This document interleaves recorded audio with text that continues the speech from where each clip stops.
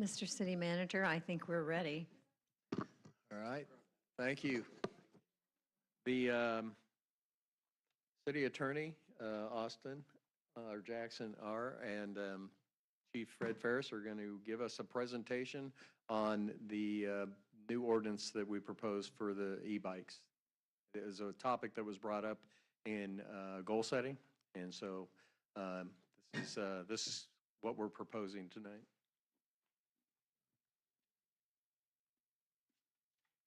Mayor Moore, members of the council.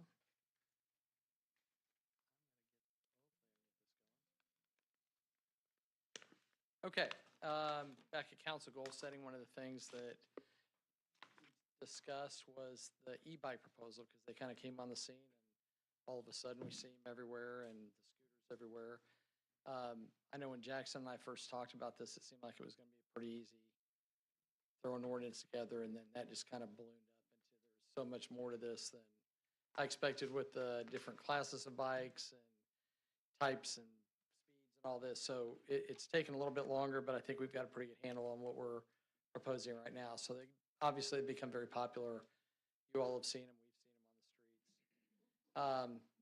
This presentation, we're going to talk about some of the key safety concerns, just kind of reiterate what we talked about at the council goal setting that are associated with those e-bike uses and some of the concerns and review the proposed ordinance. So just to give a quick overview of what we've discovered is that there's the 3 different classifications of bikes.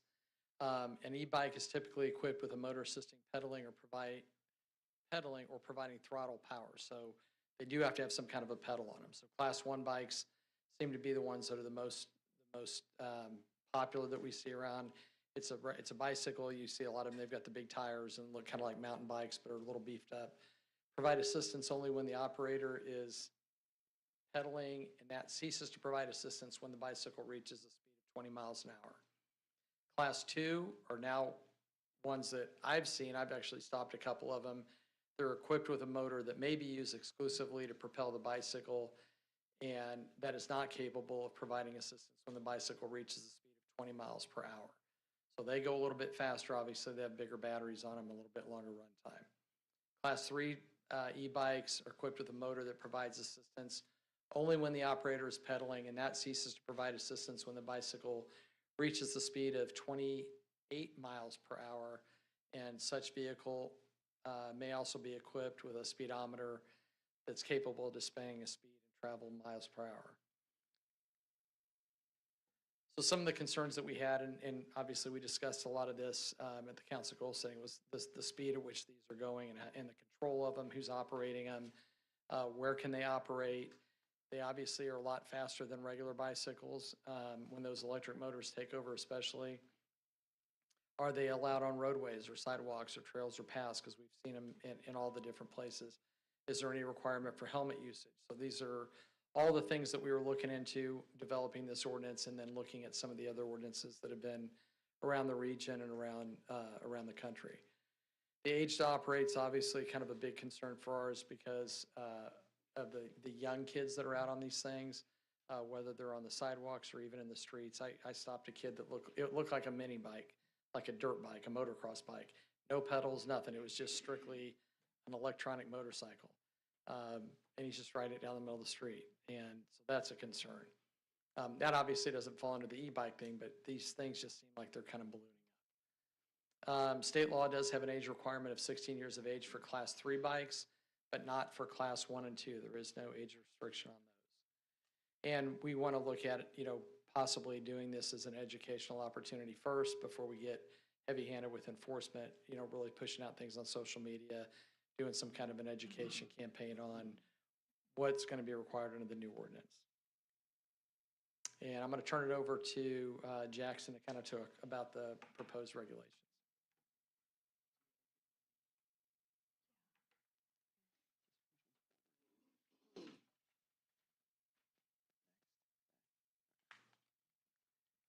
Good evening, Mayor, Council. Excited to be here to discuss e-bikes with you all. Now that Fred's kind of discussed them generally and some of our safety concerns and other issues that we've seen around the city with them, I'll be going through the different proposed provisions of the ordinance that's before you tonight on e-bike regulation, and I'll kind of discuss how those address the different safety concerns that Fred brought up and different things that we talked about in goal setting last fall. So the first piece of this is going to be to just define e-bikes in the way that Fred discussed a few slides ago. That matches with the state law and what manufacturers do or how they classify their bikes when they sell them to the public. So we'll have the 3 classes. Think of class 1 and 2 as the same in terms of the speed that they can top out at before the motor will stop. The real difference is the pedal. They'll both have pedals, but for class 2, you don't have to actually operate the pedals to hit the throttle. After we discussed this at goal setting in the fall, I actually was at a Christmas thing with my family, and my cousins got one out for me, and I hit the throttle, and it was like, wow. And I started looking into the classes of the bikes and stuff. I figured I was a class 2 bike, so I didn't have to pedal, so I wasn't ready for that thing to kind of take off on me. But before we regulate them, we have to define them, so that's the first step. The second thing that is easy for us to do is just make all the traffic laws that can apply to e-bikes apply. This is done through just a general applicability of laws provision in the ordinance. So that will include all the different things that we have in our code. The city's adopted the model traffic code, that the state provides, and we have all of that already in our stuff. So where it can apply, it will now apply. And additionally, that'll include all the state statutes as well. Outside of the general applicability, we did include provisions that specifically govern brakes, lights, reflectors, et cetera, things like that. Stuff that I feel is more, important for people to see directly and that will affect safety. Things like brakes and lights and reflectors, the time of day you go out on the bike, it's important. Another, major concern that Fred brought up is where can we use these e-bikes? Where can we operate them at in the city? So the ordinance will have different provisions for roadways, sidewalks, which are a form of multi-use path. I'll kind of get to that in a minute. And then it'll discuss multi-use paths and trails as well. So for class 1 and class 2, I looked around at other municipalities, what other people were doing, and it makes more sense, for a class 1 and class 2 bike, given that they top out at a lesser speed with the assist, to be allowed on roads with less of a miles per hour. So for class 1 and class 2, what we're proposing is that they're only allowed on roadways with speed limits of 35 miles per hour or less, unless they're being ridden upon a marked paved shoulder or bike lane. You can use them on roads with a speed limit that's higher, but only in those specific areas. Now, class 3 bikes, they go up to 28 before the electric assist will stop. So roughly about a 10-mile-an-hour increase for the roadways that they're allowed on is what we're proposing. Next, as we move to sidewalks, you'll see I put a reference to the statute there that'll kind of discuss multi-use paths, which are just defined as a pathway that accommodates both the movements of pedestrians and cyclists or allows for different usage. So sidewalks would fall underneath that. Now, for our code currently, we allow bicycles on sidewalks. So the way the state law works is it treats bicycles to the extent, or e-bikes, excuse me, to the extent they can, just like a bicycle. So for class 1 and class 2, we allow to pedestrians. You give audible signals when you pass. And, I kind of think of that as being a good thing too, because would we rather, the kid without the age limit for class 1 and class 2 bikes, do we want them riding on the roadway at 5 o'clock, or would we rather have them on the sidewalk?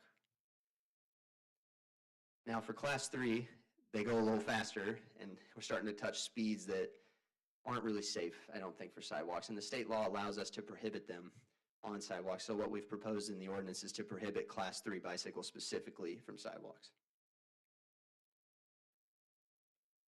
Oh, wrong one. Next, we'll talk about riding on trails.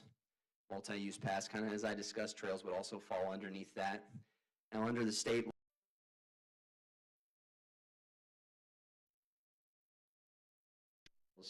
we would allow class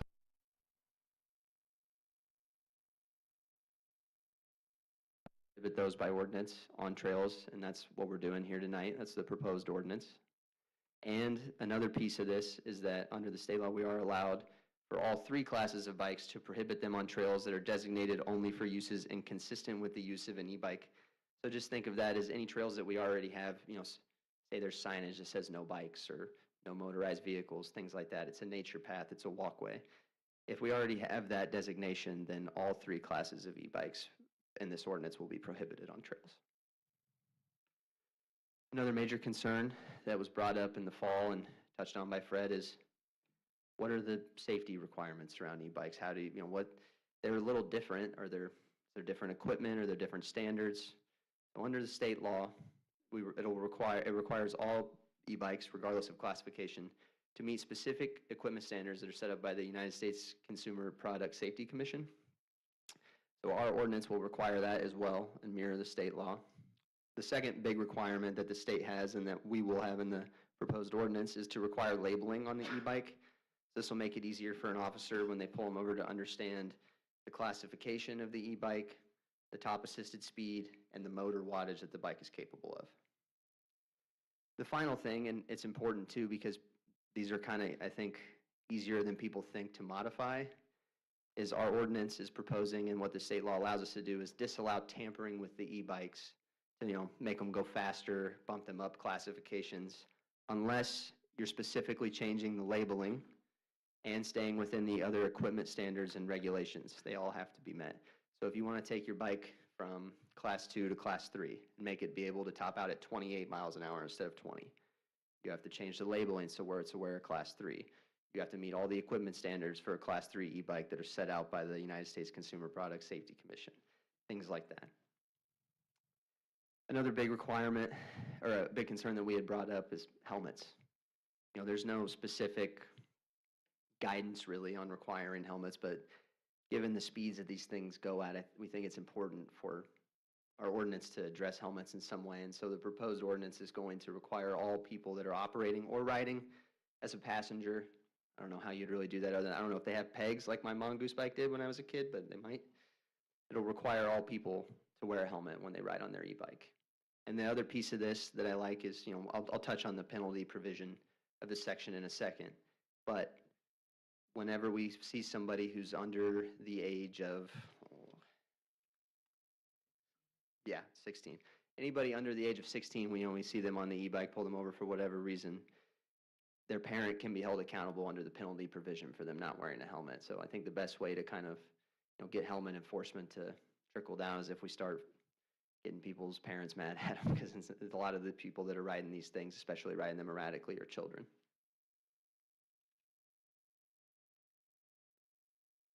Next, Fred already touched on this, but our ordinance, again, class 1 and class 2 e-bikes, they're treated just like a bicycle under the state law. There's not much we can do on an age requirement for them, but where we can start to have age requirements is for the class 3 e-bikes, and that's what the proposed ordinance does. It requires operators of those bikes to be at least 16 years of age. Finally, our last 2 things that I'll touch on and that the proposed ordinance has provisions for is, how are we going to enforce all of these requirements? It sounds great, but if we can't enforce it, it's not worth anything.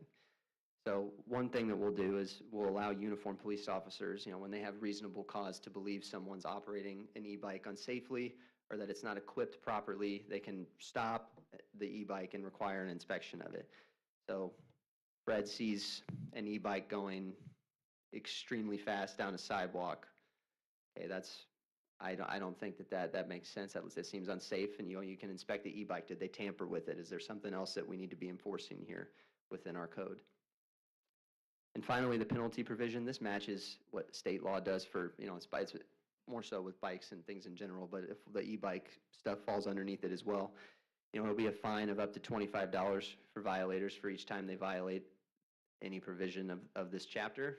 And it allows for people who are under 17, when they're in violation and pulled over for whatever they're doing, we can impound the bike for up to 5 days. We either issue them a receipt or their owner, so typically their parent of the e-bike, and force them to come get it back from the police station. And it'll not a fun conversation for a 15-year-old kid to have to tell their mom that their bike got impounded. With that, I'll answer any questions you guys have regarding the presentation or e-bikes generally. So. Questions for Jackson? First, I just want to say thank you so much, Jackson and Chief Ferris, for researching this and putting this together. I know there were a lot of items that were brought up in planning last year, and this was one that was top of mind. So thank you very much. real quickly, and I'm ignorant to this, so educate me, please, is, obviously this is about e-bikes, but what about scooters?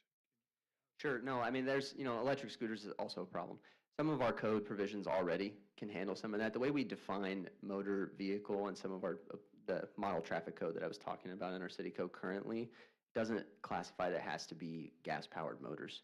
So there are some provisions that Chief Ferris, Bob as well, we've talked about that I kind of think that we already have some stuff that'll cover electric scooters, but we can certainly also look at doing more. We can try to make other provisions that'll also help with scooters. Tonight specifically is dealing with bikes, but I do think we have some stuff in place that can already deal with the scooters.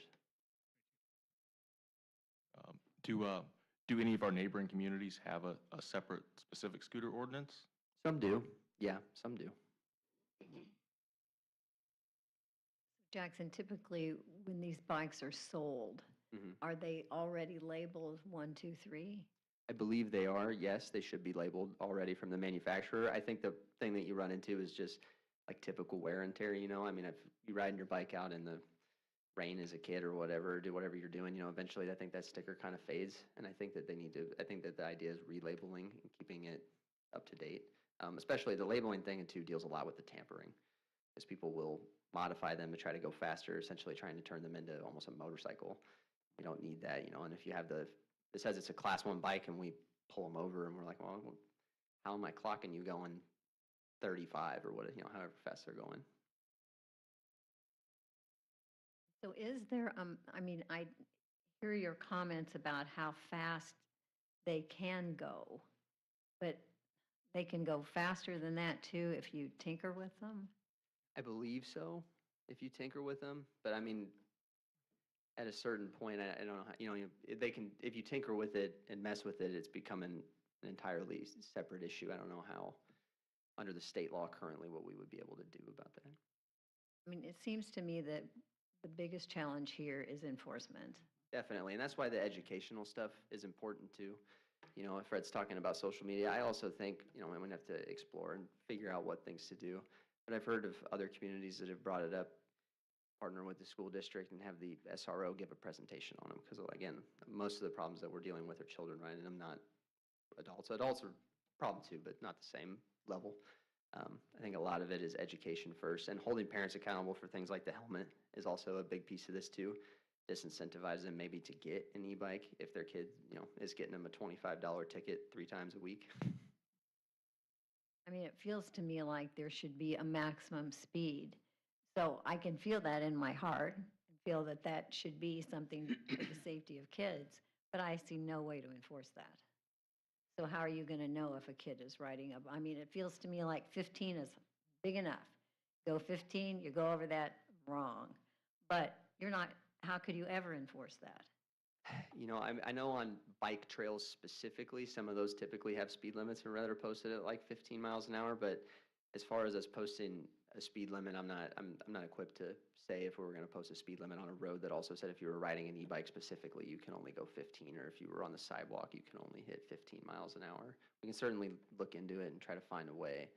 But part of it is just they go 20 miles an hour, and that's what the state allows them to do, and that's what the manufacturers have come up with. And that's when it stops the electric motor part of it. The piece where they can go a little quicker is, I mean, if the kids downhill, they hit 20 and then they're pedaling and it continues to go fast. You can go quick on a bike too.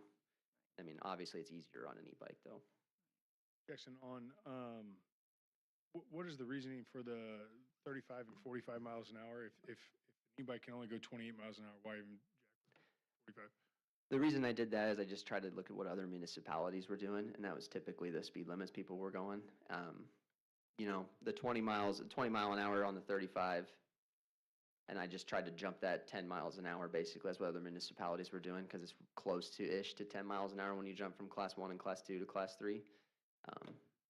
We can only, if that's something that we want to look at too. I mean, Yeah, I mean, my only concern there is people that are on a 45 mile an hour road are not going 45 miles an hour. And yeah, if they're at 28 is the max they can go uphill because of an e-bike, someone going 55 up in that street, that can get a little scary. right. Part of that too. I mean, again, it's tough when you're dealing with roadways, because we have to deal with them, especially class 1 and class 2, to the same extent that a bicycle is permitted. Somebody trying to ride a bicycle up a hill, on a street that goes 45 too is also dangerous, but we can't stop them from doing that. Correct. Question for you, Chief. Are you aware of whether or not there is any programming at the schools for the SRO officer in regards to e-bikes? Not that I know, but that's one of the things that we're going to, once this gets passed, we'll get with our SRO and see if we can come up with a program, or they may already have something in place. And then we're also going to have to come up with some way to train officers on how to inspect these things for the classes. I mean, it's a big learning curve for all of us. I mean, there's a lot to take in on this. Thank you again. I was just going to make a suggestion that possibly we get with a bicycle shop owner that sells a lot of these bikes, and they may be able to come out and do some instruction, on what the classes are, and just to provide your officers with some deeper training. And then, why not have a couple of bike rodeos and that type of thing to be able to, educate the public. There's little kids running around my neighborhood on the scooters all the time. They're up and down all around. So definitely that, I think, the enforcement part that you mentioned, and then the education. Those are two, most difficult things to do, but it's what we have to do if we want to make sure that this works. Sure, yeah, those are important components to it. I 100% agree with that. I appreciate all the work, as Councilman Nave said, that both of you have put into making this, because this was a big deal at goal setting. I also do feel very compelled that we have to do something about these micro mobility devices that they call them, these scooters. Just driving here tonight, I saw 2 of them, one on the sidewalk and one on North Oak. So scary. And we can certainly look into it, and we can make it happen.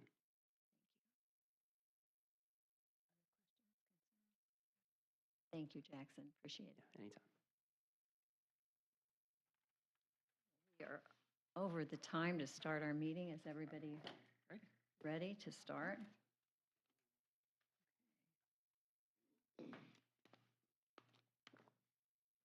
Well, I will call to order the June 8th meeting at the Gladstone City Council and welcome all of you here with us tonight. Madam Clerk, please note that all council members are present and we have a quorum. Please rise and join with me in the pledge.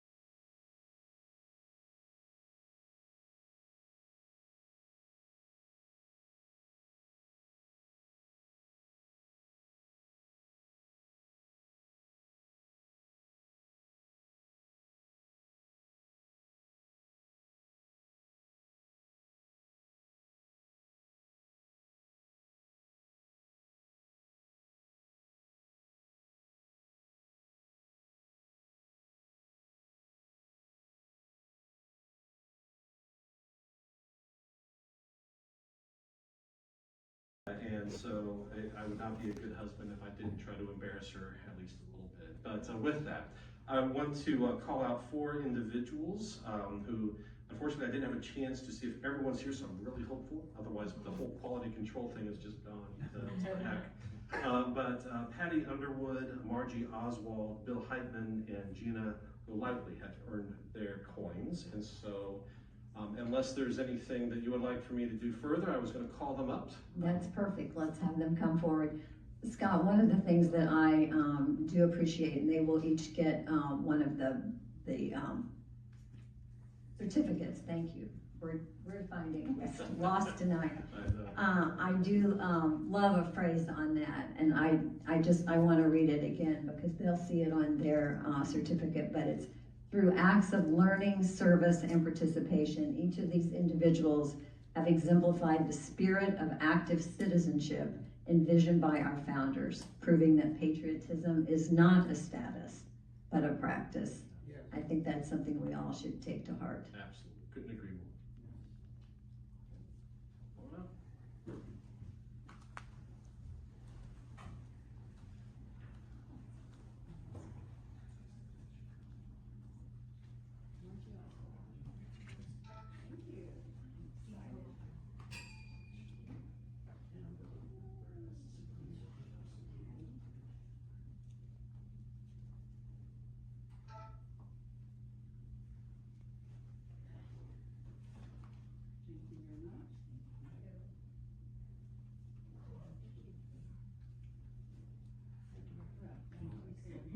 Don't go anywhere, it's picture time.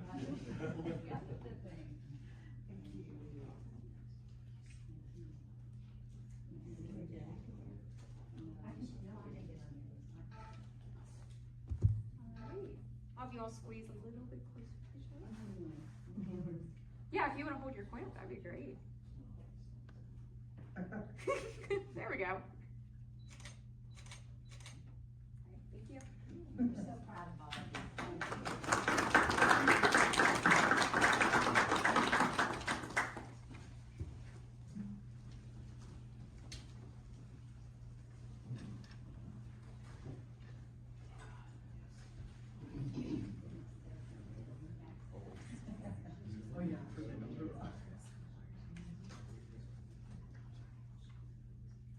Item number 8 is a proclamation this evening for World Elder Abuse Awareness Day.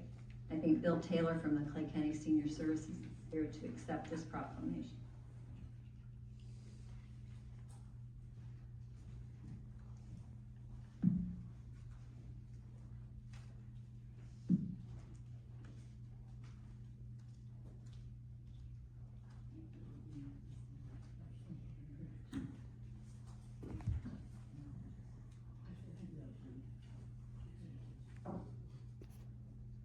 So this is World Elder Abuse Awareness Day proclamation. So whereas older adults deserve to be treated with respect and dignity to enable them to serve as leaders, mentors, volunteers, and vital participating members of our communities. And whereas June 15, 2026 marks the 21st annual World Elder Abuse Awareness Day in recognition to promote a better understanding of abuse and neglect of older adults. And whereas the National Center on Elder Abuse and the City of Gladstone recognize the importance of taking action to raise awareness, prevent, and address elder abuse. And whereas preventing abuse of older adults through maintaining and improving social supports like senior centers, human services, and transportation will allow everyone to continue to live as independently as possible and contribute to the life and vibrancy of our communities. Now therefore I, Jean B. Moore, Mayor of the City of Gladstone, on behalf of members of the City Council and all Gladstone residents, do hereby proclaim June 15, 2026 as World Elder Abuse Awareness Day in Gladstone, and encourage all of our communities to recognize and celebrate older adults and their ongoing contributions to the success and vitality of our country.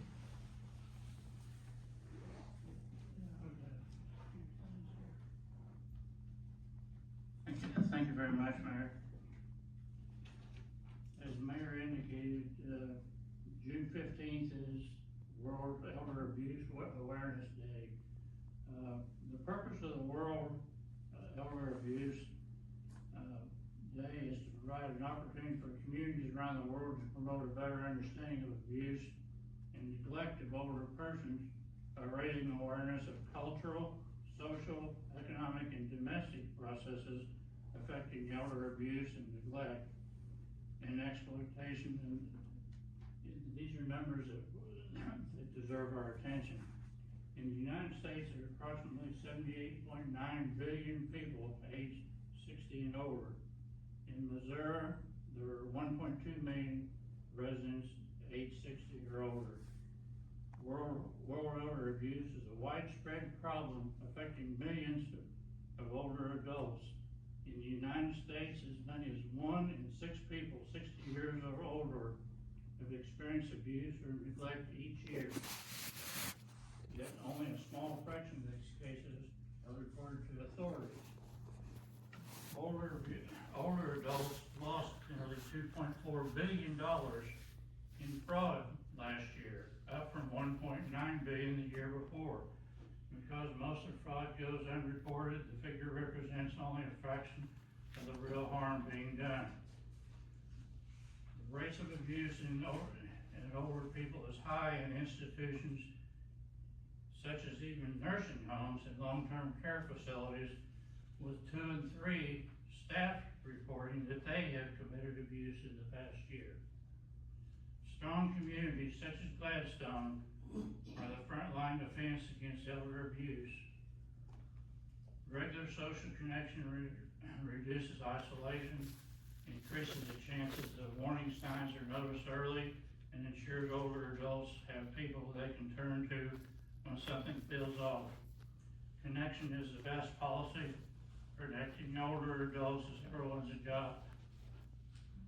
Clay County Senior Services very much appreciates the city of Gladstone continued the unwavering support in this process. Thank you very much.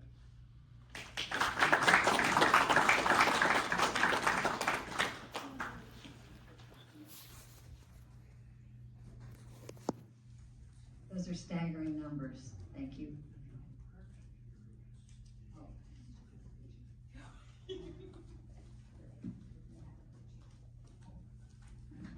Sorry, sir.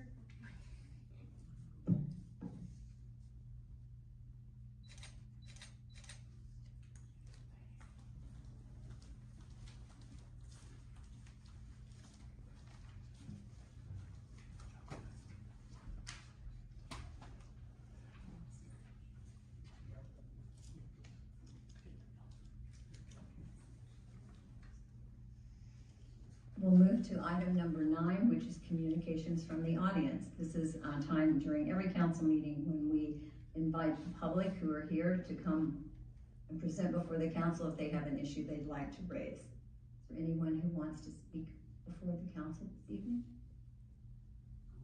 Okay. We'll move to item number 10, which is communications from the city council. Start with Councilman Nave. Thank you, Mayor. This evening, first, I would just like to thank Director Nevergall, as well as Park Superintendent Charlie Miles, and our entire Parks team and Public Works team for all the work that they've done the past few weeks with all the storms, sinkholes, other unheard of items happening around town. It's just great what you've been able to do, Tim. So thank you very much. And then Charlie and his team have maintained our parks, kept everything safe for children and families so they can go outside. So thank you so much, Charlie, as well.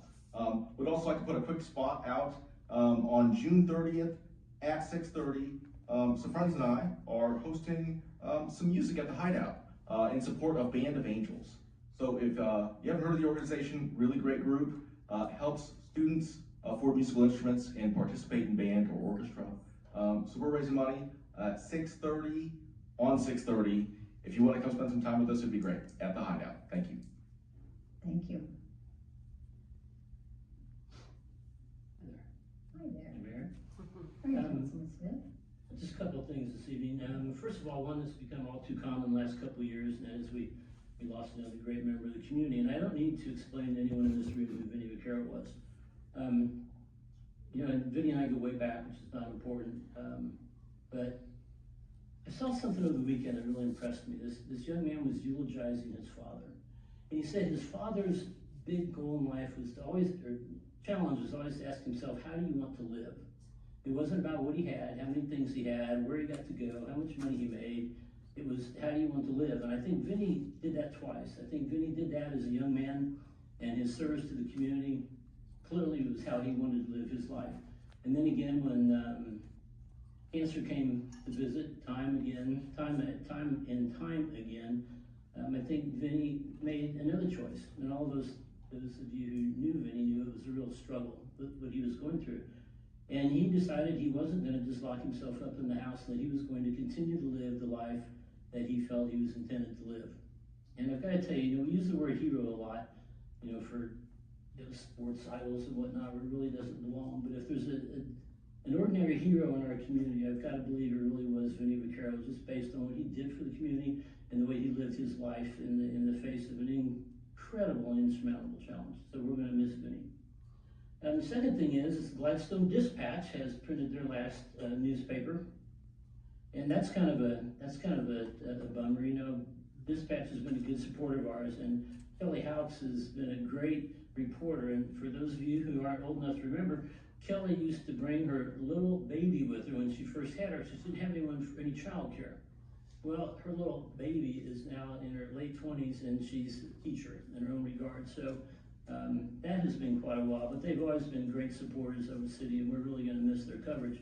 From a kind of a standpoint that we deal with is, someone also made the comment, I did too much reading over the weekend, that the democracy cannot survive without journalism. And I believe that's true. We all need the press to hold us accountable, to give fair, honest, truthful stories, but to hold us all accountable. So maybe folks like the Gladstone Citizen can step in a little bit and report on what we do. That's not a problem for any of us, because I think these folks are really great council people. But all in all, we need good journalism. And I hope somehow somebody picks up that slack. Last but not least, that's all. Thank you. Councilmember Spallo. Thank you. So, had a great time spending Saturday morning with the mayor and the green team. We got pictures. We have show and tell tonight. Awesome. We picked up quite a bit of trash around the Happy Rock Park area in preparation for our two very special events that are coming up, June 20th and then July 4th. But, I just have to say that these folks, and I hope I'm not taking away any of your thunder, Gene, but these folks are amazing. They come out, they're selfless. Michael, their yard, you were there. And, helping pick up trash. And we're not picking up big pieces of trash. We're picking up little bitty things in the parking lots, that stacks up. So, I'm glad that I had the opportunity to do it. I don't always have the time to do it, but I was able to make some time this weekend. So, hopefully again, in the next few weeks, I'll be able to join you, because that was fun. Just a reminder, Sounds on the Square returns this Friday at 7 p.m. That's featuring the Vincents and the first performance of the summer. So that's a great opportunity for everybody to come out, share some time with the community here at Linden Square.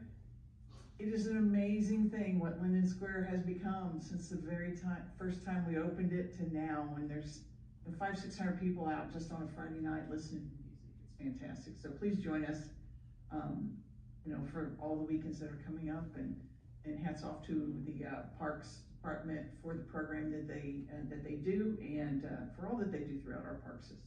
So thank you. Thank you. Mayor Pro Tem Davis. Thank you, Mayor. I do have a couple things. One, I just want to reiterate, and I think people know this, Mr. Oldbeck and Jim and myself, we've gotten to know each other quite a bit over the last few months, kind of building up this Clay County 250 was kind of everybody trying to figure this out. And there's a piece of this that I didn't realize that you do, and I just want to give you a little bit of credit for it. He started this piece, and the website is 250countdown.substack.com, but it's 50 articles in 50 days leading up to the 4th of July, and it's really empowering. So just going to see some different articles about different heroes that had their story that maybe weren't necessarily told back in the day in history class and stuff like that. So kudos to you, sir, for putting those together, and keep writing those up, and make sure that we get that documented. A couple other things. Tina, you just mentioned it. We've got, a couple awesome parties coming up, and I'm very excited for that. We've got the Gladstone Watch Party. It takes place Saturday, June 20th at Happy Rock Park West. We're going to have Curacao versus Ecuador soccer match along with the 3-on-3 youth soccer tournament in the morning. I believe that starts at 9 a.m. It's going to have activities going on throughout the day, family friendly all throughout, food trucks, skills challenges, prizes, and more. And I'd be crazy not to mention that we are less than 30 days from Freedom Fest. So I'm very excited about this one. This week we'll be releasing the schedule of events so you can kind of plan your day out. Hopefully we know it's 11 to 11, so be out there early and be there. And last but not least, we're still looking for some contestants for the ice cream eating contest. Ooh. Yeah. You got this? I haven't asked you for yet, but it's coming. So just so you know, yes. There will be judges and briberies are open. You do not get to pick your flavor. It's what you get. Okay. Do what you get and don't throw it. Thank you, Mayor Pro Tem Davis. Well, I asked Nikki if she could put the picture up for us tonight so that we could brag about the Glad Green team. We had 22 people on Saturday morning, and I think that rivals our very first time when we came out. So I washed a lot of vests after this event, but we did, I think, really made a difference in Happy Rock West and the surrounding area. We had some new people and some people who have just been loyal every time and are always there. So I think little by little, piece of trash by piece of trash, we're making a huge difference to beautify Gladstone. So I will ask you to look for your email because the first Saturday of July is July 4th. We will not be having that as our regular Glad Green Team pickup day. So we'll probably schedule something prior to that so that we can make sure that the city is just as spruced up as it possibly can be for all of our big parties. So just take a look at your email and hopefully you'll be able to come out and join us.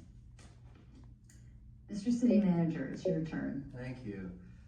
I have two items. First of all, due to the storms that we recently had, storm brush drop-off continues through June 12th at the city's Public Works facility. Gladstone residents may dispose of storm-related brush free of charge during normal business hours, and you'll just need proof of residency. And as I'm sitting here, I got an email from the fire chief who's put out and said more storms may be on the way tonight. So we'll see about that June 12th Public Works closing. So city offices will also be closed on Friday, June 19th in observance of Juneteenth, and normal business hours will resume on Monday, June 22nd. And that's all I have. Thank you. Item number 12 is the consent agenda. Madam Clerk, will you please explain and read the consent agenda? A consent agenda allows the City Council to consider and approve routine items of business without discussion. Any member of the City Council, the city staff, or the public may request removal of any item from the consent agenda and request that it be considered under the regular agenda if discussion or debate of the item is desired. Items not removed from the consent agenda will stand approved upon motion by any council member, second and unanimous vote to approve the consent agenda as published or modified. Consent agenda. Resolution R-26-28, a resolution authorizing the city manager to execute a contract with Strategic Government Resources for the recruitment of a police chief. Resolution R-26-29, a resolution amending the employee handbook for the city of Gladstone, Missouri. Resolution R-26-30, a resolution authorizing the city manager to execute the petition to the city of Gladstone, Missouri for the amendment of the Downtown Linden Community Improvement District.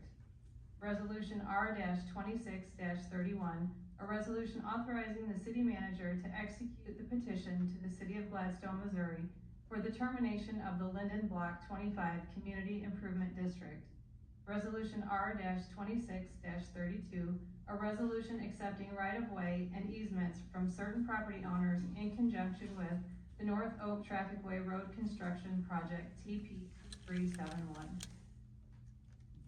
Thank you. Is there anyone in the audience, a council, or the staff who wishes an item to be removed from the consent agenda for discussion?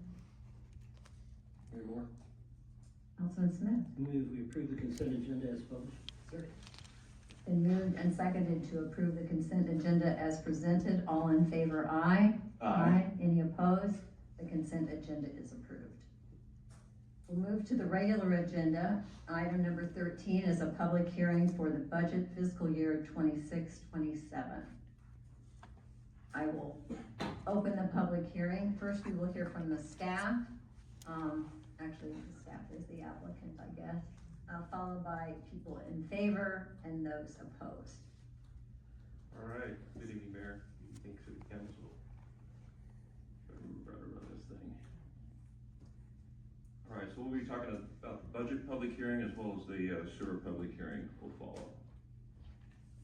So thinking about the agenda for this session and how we go about our process for establishing or creating a budget every year. Certainly we review the budget guiding principles, which are set by you and our goal setting and the guidance that you provide throughout each fiscal year, along with some assumptions.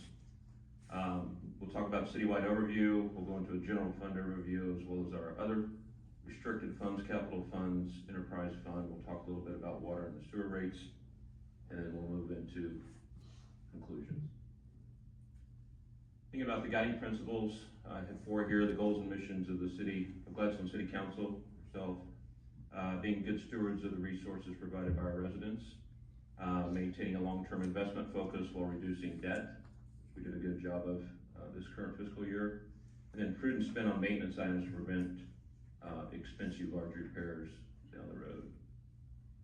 Thinking about the revenue planning process, a very linear process, though it does take several weeks, if not months. But certainly we start with this year's performance, remove prior year and add on future one-time cash flows, update forecast for regular and new revenue streams. An example there would be the AJ Farm Barn Event Center. And thinking about revenue generating departments, they come to us and provide their input in regards to their individual forecasts as well. And then revenue forecasts are generated for all funds based on all of that input. When we think about the expenditure side, we've got 6 different lanes going concurrently as we look at various areas of spend and forecasted spend. Thinking about personal expense, current debt load, mandatory spending not related to debt, our 5-year capital improvement plan, review and roll out of routine operating expenditures, and then department level supplemental requests. Thinking about assumptions from a revenue perspective, thinking about the large rocks or the large impact items, thinking about sewer rates. We incur, at least since I've been here in the last 2 years, a 6% sewer rate increase from KC Water as a pass-through cost for us each year. Thinking about sales tax revenue this year, though fairly sluggish in the first half of the year, it is on track through the 11 months or 10 months of this fiscal year, so it has recovered nicely. Membership fees, we've assumed a 5% increase across the board from a community center, Parks and Rec perspective. And then we built in $200,000 to $250,000 revenue for AJ Barn Farm venue. We'll see how that plays out. From a personnel assumption standpoint, we're assuming that all positions will be filled all 12 months. Workers' comp increase this year will be 1% for the general city. And then the focus on recruitment and retention and public safety, public perks will continue to be a key focus area for us. Additional assumption for personnel, merit increase impact for this year, $575,000 and change, so to speak, effective July 1. 5% for general city, 5% for police and fire. Market adjustments effective July 1. This was to raise the floor for our police salaries, $160,000. Another investment in staying competitive in the current market, which is extremely competitive. 3% increase in medical costs, 12% increase in dental, which the city is absorbing. It's a total of $65,000 for the upcoming year. Open positions, when we were deep into the planning cycle, we had 19 open full-time positions. I think that number has come down to some degree, which is good news. At that time, we had 11 open police departments positions, 5 in fire, 3 in public works.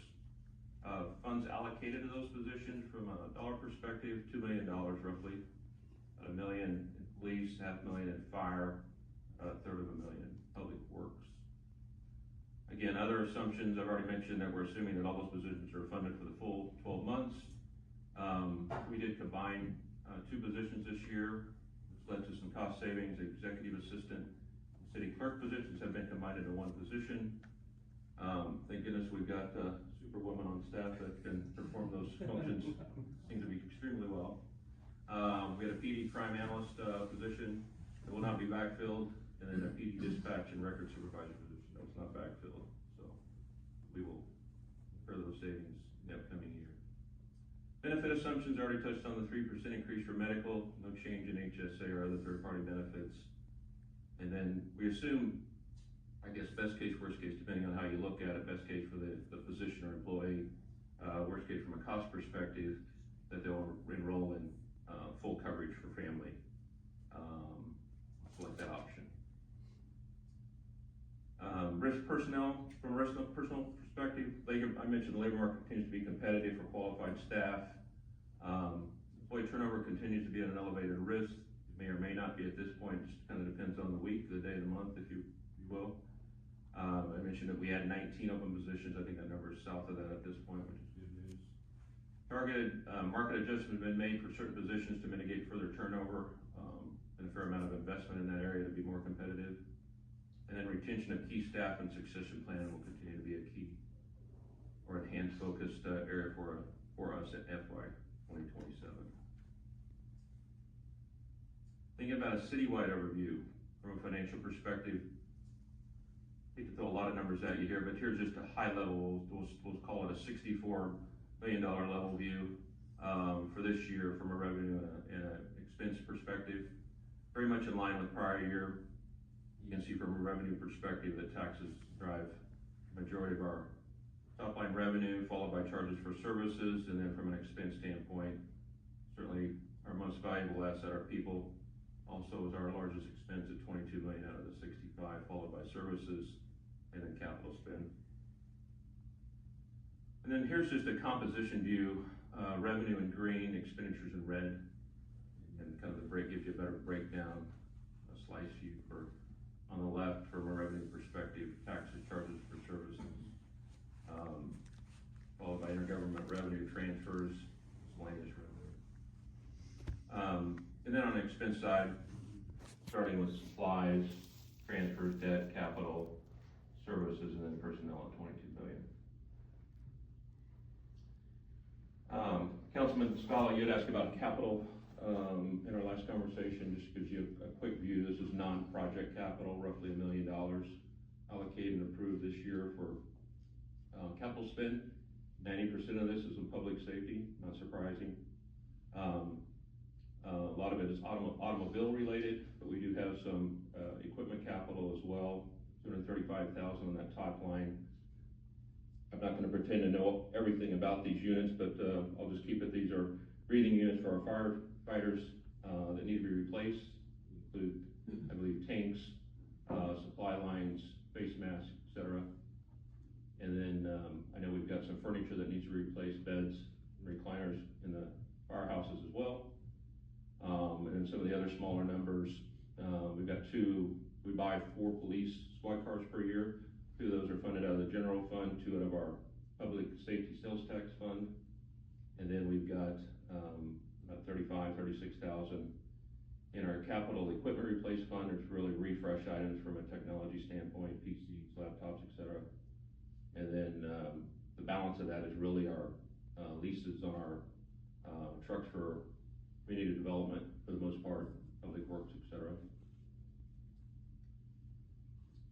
A little deeper dive into the revenue. On the revenue side, sales tax growth expected to be around 3% growth year over year. Real estate property tax revenue, we're taking an even more conservative approach, expecting it to be flat to maybe even just slightly down year over year. Projecting a 6% increase in total revenue year over year, excluding fund balance drawdowns, primarily driven by the grants, North Oak Traffic Way, Old Antioch, and then the Land and Water Conservation Fund grants. Councilman Navy, you had asked about kind of what was driving that. I had a lower number, about 5% in a prior conversation. Outside of those grants, our revenue year over year is really right around 1%. we've got some headwinds and some tailwinds there, and I could talk a little more about that later. And then here's just a composition view from a waterfall perspective, again, on what makes up the 64.5 million in revenue. Year over year, going back to 2022 through now 2027, focusing on 2026 budget over to the third column from the right, we had budgeted revenue of 29.2. This year we're looking at 26.5. That's in our general fund. And then overall we were at 68.1 versus 64.5 this year. Thinking about performance for this year, revenues for 26 continue to trend towards our forecast. I don't think we're going to quite get there, but we've made up a lot of ground in, say, the last 3 months or so. Largely, what we saw was Jackson County got behind in regards to their remitting receipts out to the municipalities. Part of that was a technology issue that they had, and so they've been playing catch up, which has been good news to see them overcome that backlog. I already talked about the modest increase in sales tax revenue. Same thing with assumptions around property tax. And then we also feel the reduced natatorium fee. That's about a $225,000 reduction. And that's in line with the agreement. On the flip side, we do see some offsetting savings and expense because the debt associated with that revenue reduces almost dollar for dollar. So revenue forecast by fiscal year. You can see the budget in the dotted line, actuals in the solid line. That solid line for 2026 should fall much in line with the dotted line from a parallel that as it goes up for 2026.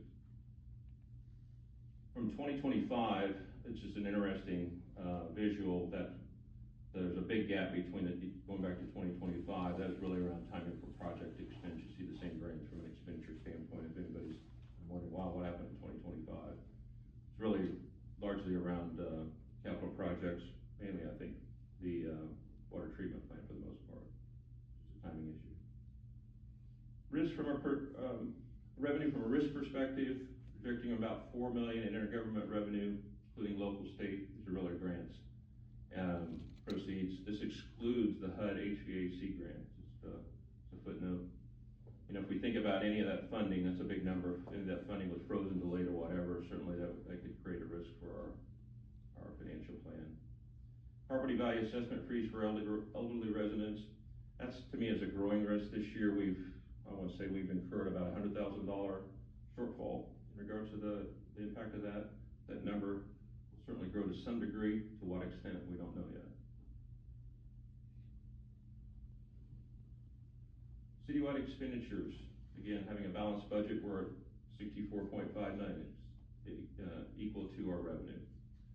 Personnel expenses higher due to the annual merit increases that we've already talked about, increases in healthcare costs. That's partially offset by some of the positions that we talked about combining or not backfilling. Already talked about the $2 million allocated for open positions and the 6% increase for sewer charges as a pass-through from KC Water.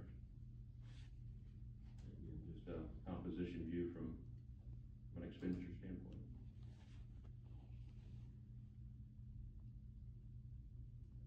And then expenses year over year. You'll see in the 26 budget, we're at 66.4, 64.5 here. Overall expenses are forecasted to be lower due to one-time expenses in 26. Roughly $1 million of that was paying down our line of credit. That was probably the largest impact that drove that decrease. Just a trend analysis on the expenditure side.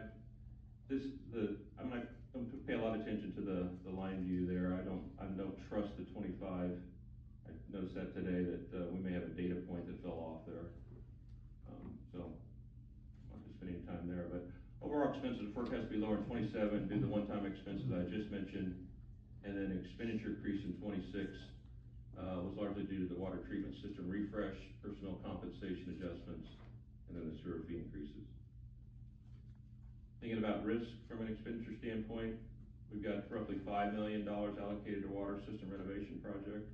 It's a big number. or the entire water system renovation projects are estimated to be in the neighborhood of 14 million. And then certainly there's, thinking a project like that with a lot of equipment in the economic environment we're in, tariffs could play a role in that, potentially.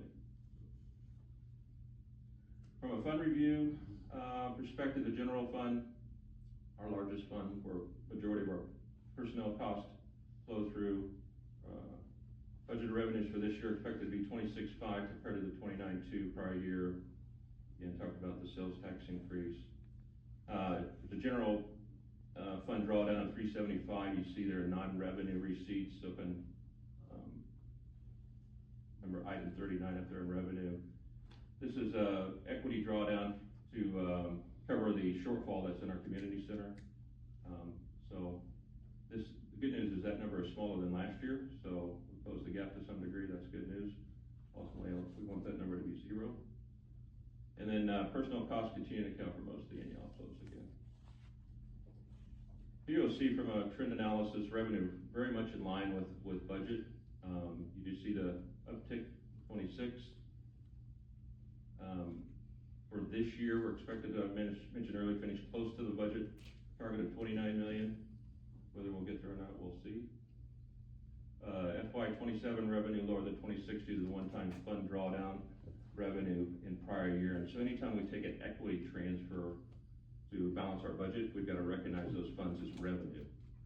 It seems a little counterintuitive, but from a accounting perspective, that's what we've got to do. The good news is we're not having to do as much of an equity drawdown, so the revenue is not as high. It artificially pulls it down. So that's a good news story.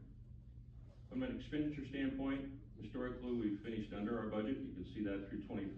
We're expected to be the same here in 26. A lot of that's driven by open headcount. Historically, this last year we had in our general fund balance, we had excess fund balance of $1.8 million. This year I don't anticipate that much excess, but I do anticipate us being under budget. Thinking about the community center parks, tax fund, CCPT, $5 million fund. I mentioned the shortfall being covered by the general fund, about 375. Also mentioned the intergovernment revenue lower due to reduced natatorium fee of $225,000, largely offset by lower debt service expense. That fund, to be frank, we're looking forward to the year 2032 when the debt service is retired on that fund, and we'll be in, hopefully in very good shape there from a financial perspective. Historically, this fund has struggled to meet revenue projection, which caused a strain on free fund balance, which is our general fund, which I've already mentioned. And then we continue to closely monitor this by staff, and I mentioned the equity transfer from the general fund. From an expenditure standpoint, this fund, much like revenue, has finished below target, which this is good news story. Though we do see some downward pressure or upward pressure on wages from a minimum wage standpoint, based on the recent changes in Missouri law for our part-time employee base. We've got a lot of part-time employees. Public safety sales tax fund. This is a very restricted fund, so not a lot of noise here, $1.2 million. The scope of this fund is to fund 6 law enforcement officers and fund 2 squad cars per year, and then pay the debt service on the city's recent radio system refresh project. From a revenue perspective, it typically does perform just under budget, but close to budget every year. Again, very tightly managed. Same thing from an expenditure standpoint. Moving into our capital funds, CIST put a $4.1 million fund. Grants and partnership contributions are roughly $750,000 forecasted for this year. The Land and Water Conservation Fund grant, which I mentioned earlier, and then a contribution from Variety KC for the Flora Park project as well. We've got about $700,000 of stormwater projects planned and another $800,000 for park projects planned for 2027. There. TST, larger fund here, 8.1 million. We've got about 2.9 million forecasted in grants, North Oak Traffic Way and Old Antioch Road grant. 6.4 million of road projects planned for FY 2027, and then about $500,000 in sidewalk and trail projects. There. Surf fund, I'm not going to spend a lot of time here, really around refreshes, capital, smaller capital items. Thinking about CWSS, our Combined Waterworks and Sewage Fund, our second largest fund, restricted fund, is right at $19 million. A lot going on there with our water infrastructure improvements and the water treatment plant. I already mentioned the large project spend commitment there. I mentioned $4 million, mentioning $5 million here, so $4 to $5 million, and then the overall project around $14 million. You see this fund from a revenue perspective, also, for the most part, has been under budget from a revenue perspective, but also on the flip side, we've also seen favorability on the expense side. We'll talk a little bit more later about the water and the sewer rates. Mentioned the 6% pass-through from AC water for sewer. We'll also talk about the water rate increase as well. And then here's the expenditure side. You can see that it performs under expenses as well. Historically, we've carried a fair number of open headcount here, which has driven some favorability as well as timing around project spend as well. And then factors that will impact the water and sewer rates. Talked about the 6% pass-through. A lot of support costs for the city of Gladstone increased due to inflationary factors, cost of personnel, benefits, et cetera, 5 to 7%. And then the city of Gladstone is making a significant investment in our water treatment plant and overall infrastructure. So no secrets there. Key takeaways, I've got several bullet points here, but just to sum it up, I mentioned kind of the tailwinds and the headwinds. If you think about it from a revenue perspective, we're going to see modest increases in sales tax. We'll see modest increase from the AJ Barn Farm Event Center. We'll see modest increases from, say, the 5% in the community center. But we'll also see kind of the headwinds of losing the natatorium revenue to some degree. Property tax is going to be down as well. And so net is where we get kind of back to that 1%, excluding kind of the one-time items, if you will. So certainly some wins and losses as we move into the new year, so to speak. Other items on here, just thinking about focus items, continue to focus on reducing debt load as much as we can. We can accelerate any of that if it makes sense. And then thinking about, this is a year of investment, another year of very large investment, thinking about our water infrastructure and our water treatment plant. To me, it will be key to execute on these capital projects on time and on budget. So as we think about projects of that size, at least in my experience, Scope Creek is real and it's real expensive. So we've got to make sure we manage those tightly, to say the least.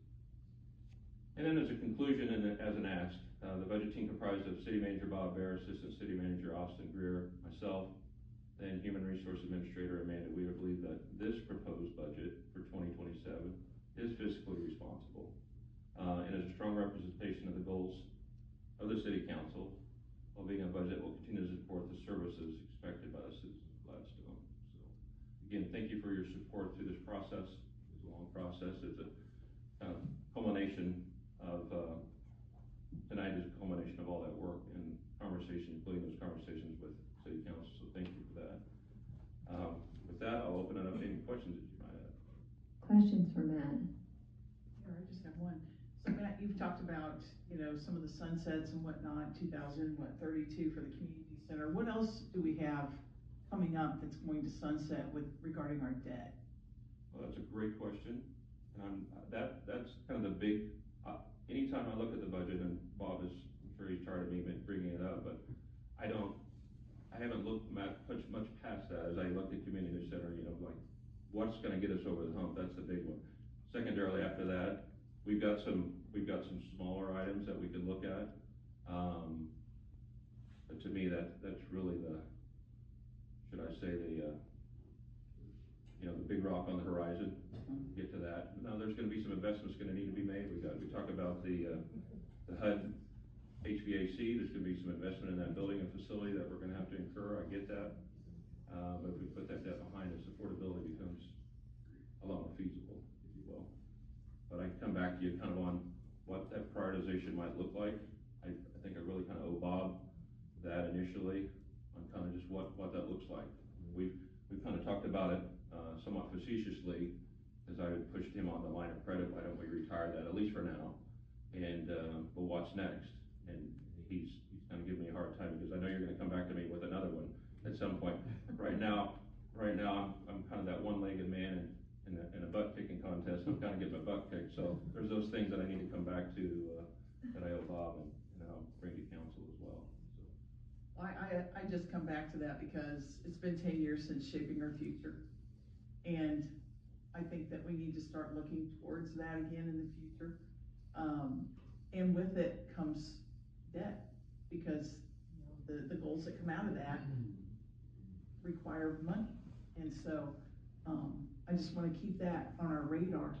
I think the investments that we did make off Shaping Our Future, if you know right, it would be the investment we made in Station 2, the ladder truck, the police station, right, and then the infrastructure out at the water plant. So those were some pretty big ones. Yeah, They're huge. Retired, yeah. In fact, if you recall, the police station, we took on additional sales tax to actually start funding it. So I think with a healthy balance, to your point, there'll have to be a healthy balance, right? Literally, you can't have one without the other, right? To some degree, from an investment standpoint. So we'll be carrying a debt load. I get that. And, I think we all understand that. As long as it's healthy and prudent, and we invest at the right pace, if you will, we'll be fine. Other questions for Matt?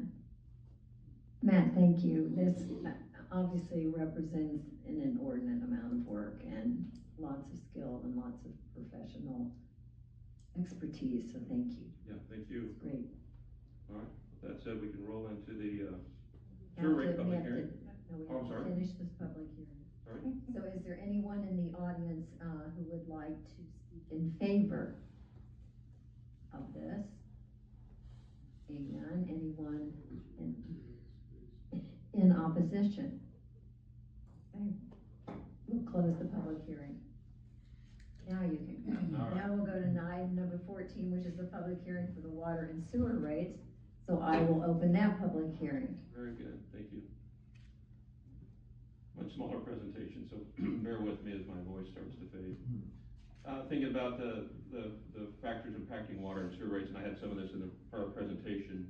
You know, that we talked about the 6% pass-through when effective May 1st from KC Water. We built that into our budget. We talked about the support cost from an inflationary standpoint. And then we talked about the investment that the city is making in our infrastructure, our water treatment plant, water towers. Has been obviously significant, continues to be and will be. Proposed water and sewer charges, changes to those charges, if you will.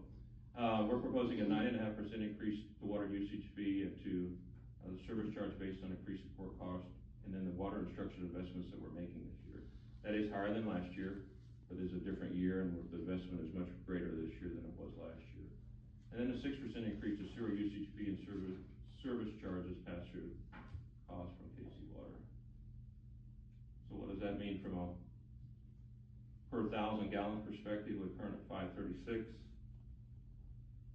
It'll go to 587 per 1,000 gallons, and then the service charge itself will go from 1025 to 1122. And then from a sewer perspective, usage current's 1314, service charge is 1818. That usage fee will go from 1314 to 1393, and then the service charge 1818 and 1927. And then the question is kind of Gladstone, where do we lie in regards to say our fellow Northlanders, so to speak. We're still right in the middle on the shaded line, that's the proposed where we'd be June 1st. The line below it is where we were last year, July. It should be July 1 in both, really. July 1 of last year. So, though our fees are going up, much like everybody else's, we still remain behind Parkville, Liberty, Excelsior Springs, Raytown, Kansas City, so right in the middle. Total increase of $702 per month, consisting of $425 for sewer pass-through costs from KC Water and the $278 associated with increased support and infrastructure investment costs from the city of Gladstone. So with all that, it's a $7.02 change. Now, questions at this point? Anyone? Questions? Thank you. Very good. Is there anyone who wishes to speak in favor? Seeing none. Anyone in opposition? We'll close the public hearing. Thank you. Mr. City Manager, we just noticed that will this be on the next? I was getting ready to chime in. Actually, the ordinances, the public hearings were this meeting, the ordinance to approve that will be the next meeting. Next meeting, okay, thank you.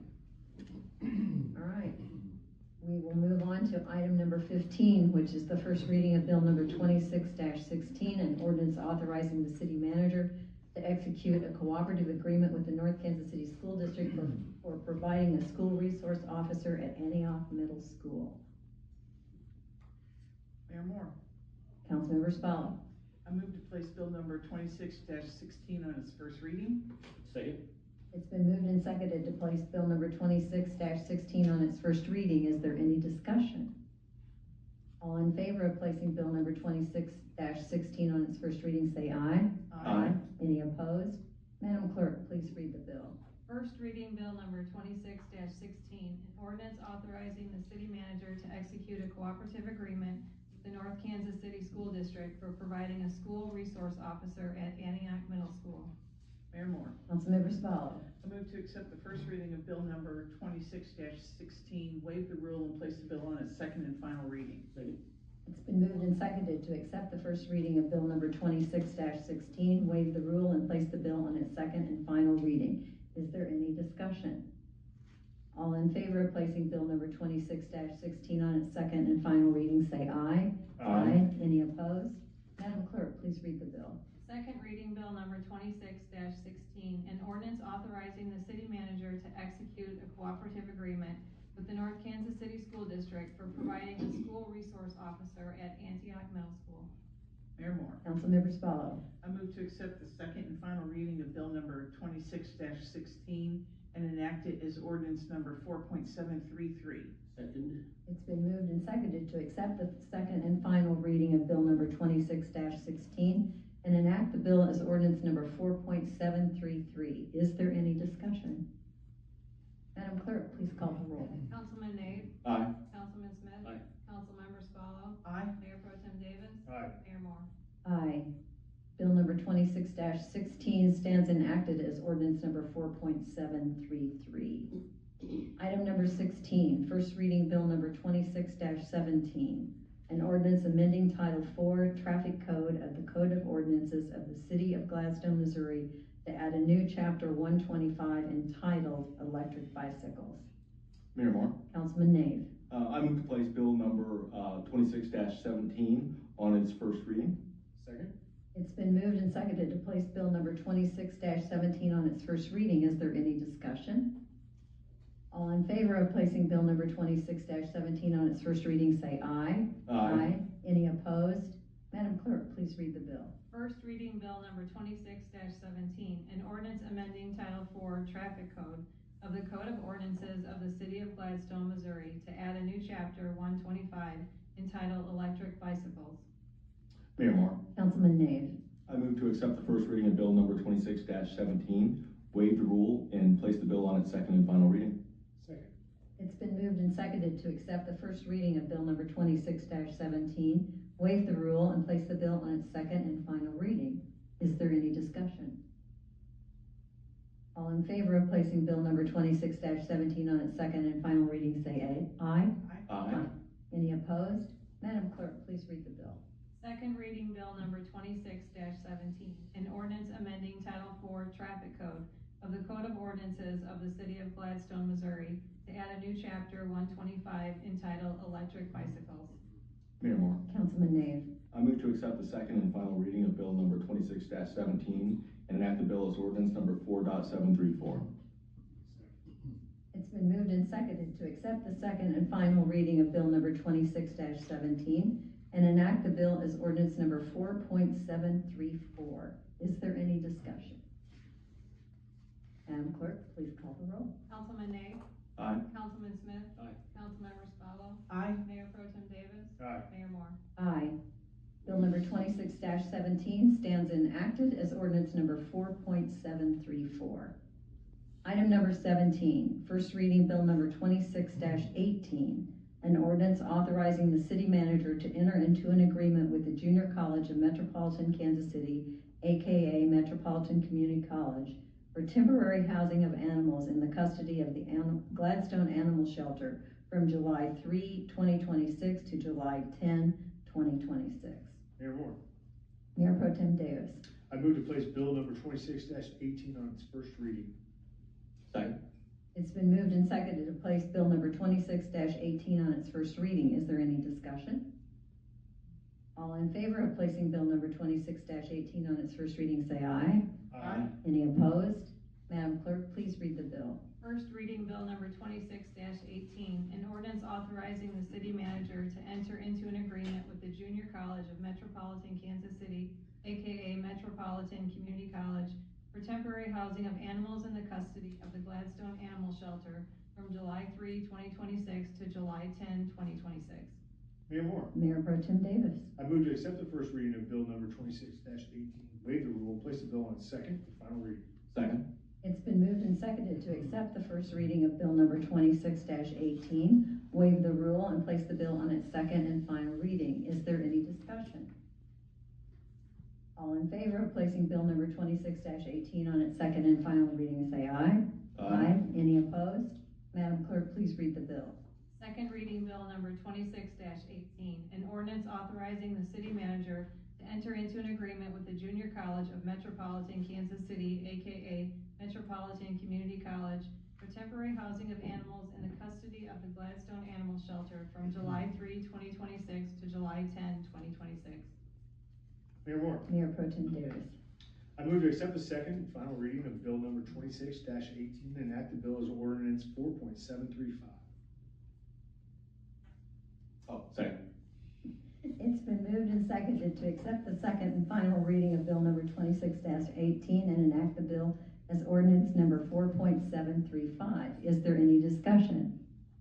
I'd just like to, Mr. Bear, can you just explain why we're doing this? Because I think it's a really nice thing. Well, it's kind of twofold, to be honest.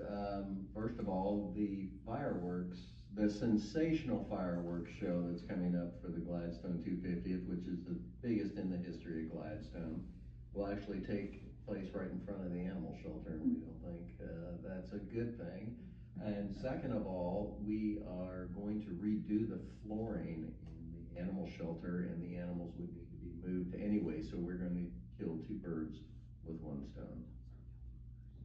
Maybe that's not the analogy. Maybe that's not I the just analogy. whispered. Well, you know what I mean. Yes, we know what you mean. Is there any further discussion? Thanks for that explanation, by the way. Madam Clerk, please call the roll. Councilman Nate? Aye. Councilman Smith? Aye. Councilmember Spallo? Aye. Mayor Pro Tem Davis? Aye. Mayor Moore? Aye. Bill number 26-18 stands enacted as ordinance 4.735. Item number 18, other business. Is there other business to be brought before the council this evening? Seeing none, we are adjourned. Thank you, everyone.